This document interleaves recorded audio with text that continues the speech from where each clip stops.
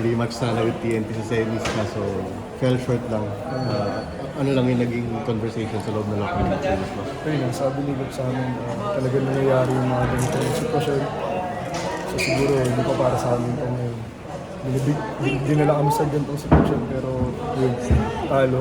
So sana next conference, itong pagkakataon na ito, marami kami natutunan para may dahilan ba't nangyari ito.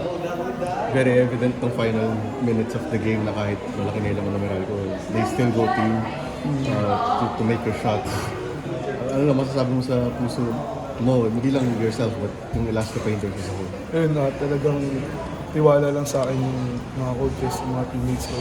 So lansok there nang walang. Ayun, pinapos. So kailangan pagtrabawan ko pa yung mga ganong sitwasyon sa depensa. Kasi last minute ako na din yung inaatake. So yun, kailangan next conference mas maging mabuti pa. Gaano kalaking hinayang yung twice to beat? Sobrang laki kasi hindi naman lahat nabibigyan ng ganung pagkakataon. Hindi sa amin yun, pero pinapos. So yun, marami kami natutunan sa next conference. Bakit? Adrian, parang mahaba yung minuto mo. Parang yung plano na talaga ni Coach Sheng, sinabi niya sa inyo na shorter yung rotation. Wala naman, siguro parang yun yung nakita ni Coach na baga pang diinan na. Pero yun, laban lang. Pero wala, inapos lang talaga. Knox, ayun, even though kinapos all out ka talaga sa fourth quarter, ano na lang ang sinasabi ng sa pagkakaroon ng composure sa mga crucial moments? Ayun, kumbaga kaming dalawa ni Mamu sa amin na binibigay ni Coach. Kumbaga salitan na lang kami ni Mamu. So yun, kaya lang, hindi talaga namin makuha. Ayun, inapos. Diyan may stretch ka na, yun nga, parang ikaw na yung nagdala nung scoring, nakatabla kayo. May time ba nung nakatabla kayo na feeling nyo na nasa inyo na yung momentum? Oo, momentum na namin. Kasi nakatabla na kami. Baga, napipili na namin kaya lang yung pag-time out, yung pagbalik yun. Naka-score sila ng 3 points ata. So yun, nawala ulit. Pero nandun pa rin naman yung namin. Nandun pa rin kami sa game.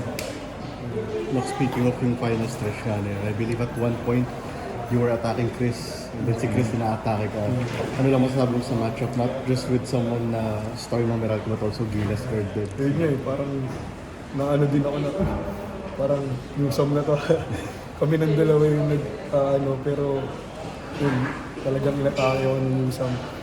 Parang nabigla din ako sa ginawa niya. Kaya na-foul ko siya tapos nakakita ako ng pa. Malaki siguro yung church to experience yun. Oo, experience yun. Dadaling ko yung next conference.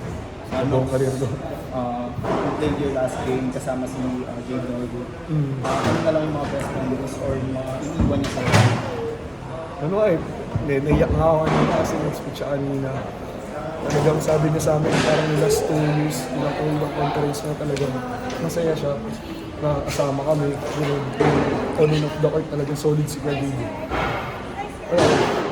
Naiyak din ako kanina nagsalita si Gagidi. Nox, bibilang mo balt ng dinosaur siya. Ulit. Dinosaur na katapat niyan. Happy New Year! Happy New Year!